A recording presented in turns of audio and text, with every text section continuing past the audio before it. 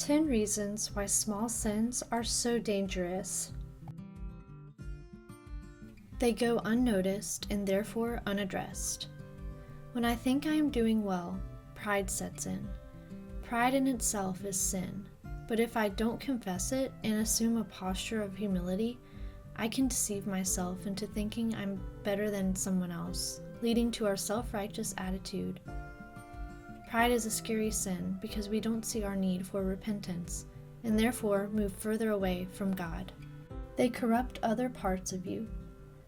Luke 11:34 says, "The eyes are the lamp of the body. When your eyes are healthy, your body is also full of light. But when they are unhealthy, your body is also full of darkness." Your eyes are the gateway to sin. When your eyes look at something, it leads to sinful thoughts. If unchecked, it reaches your heart, which translates into action. It is best to keep your eyes clean and your heart will follow. They rob us of an intimate relationship with God. God wanted fellowship with Adam and Eve, but when they kept their sin hidden and instead blamed each other, it drove a wedge between true fellowship and pseudo-intimacy. Their lives were never the same. If we continue down that path, our lives won't either. They stunt our spiritual growth. Without intimate fellowship, God can't speak into our lives because sin separates us from Him. Because of this, discipleship and growth are stunted, preventing us from reaching the finish line in the race we run towards God. They turn into bigger sins. Remember those white lies? It never stops with just one lie, does it?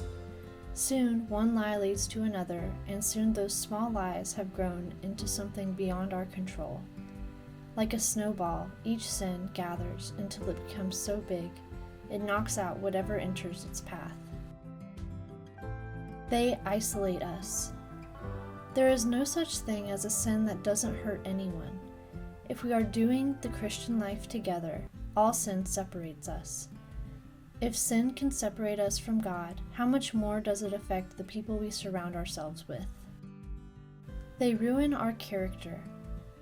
We are all sinners, but if we don't act with integrity with others, will we prove ourselves trustworthy?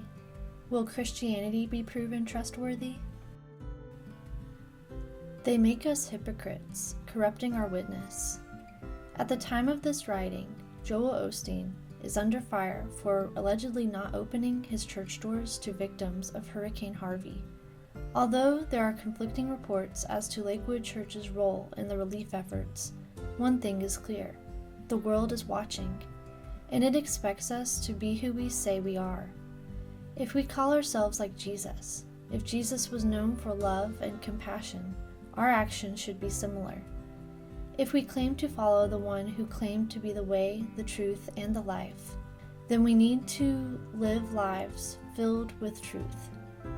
Anything less makes the gospel appear false. They put a stain on the bride's dress. If you are as accident-prone as me, you know that white is the worst color to spill something on. Even the tiniest of food that drops onto a white fabric is visible no matter how hard I clean it. The sins I commit, even when I think no one is looking, make a stain on my dress that is impossible to get out. The scriptures make several parallels between the church being God's bride. This puts me one step further from being ready for when the groom comes for me. They make me unflavorful. Salt is a great spice that brings out the flavor in my food. When I don't use salt, my food is bland and dull. My job is to be salt to the world around me.